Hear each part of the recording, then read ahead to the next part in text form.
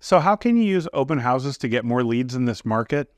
Many agents don't bother with open houses, but a packed open house will help you make tons of contacts with people who are looking to move soon. If you master the art of the open house, you can turn one home sale into tons of high-quality leads. This topic is near and dear to my heart, as for the first 8 or so years of my career, I sat on new construction sites in the model home. I was, for all intents and purposes, doing 3 to 4 8-hour-long open houses per week. This really propelled my business forward.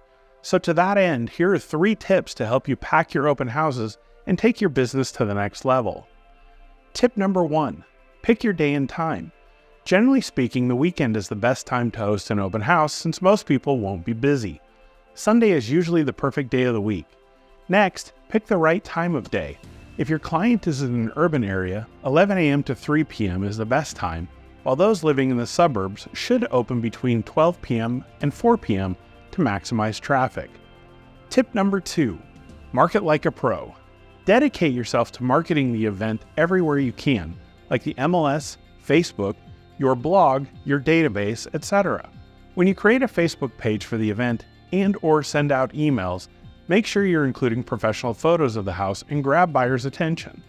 Finally, physical signs in your client's neighborhood will make it easy for people to find the property, even if they're just passing through on a whim.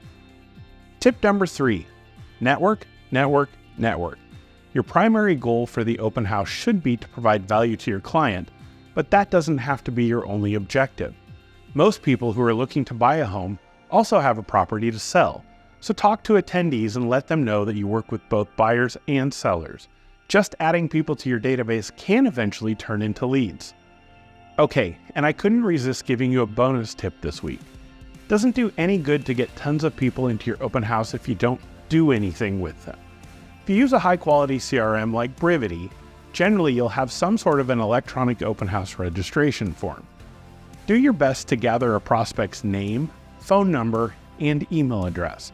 I found the following script works really well to gather the last 2 bits of information. I'll assume that you know how to ask for their name. So, Bob, would you be offended if I sent you a report about this home in the neighborhood? Bob will of course say, no, go ahead. Great, what's the best email address to send that to? Now Bob will give you an email address. Thanks for that, Bob. Now, if something goes wonky with the email address and it bounces back for any reason, is there a phone number I could call? At this point, Bob is caught a little bit off guard and will give you his actual phone number because of the way you asked it. See, how you ask a question is often more important than actually asking the question.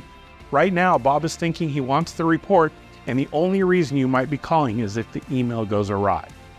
The gold from open houses comes from the follow-up. Be sure you add these folks into your CRM.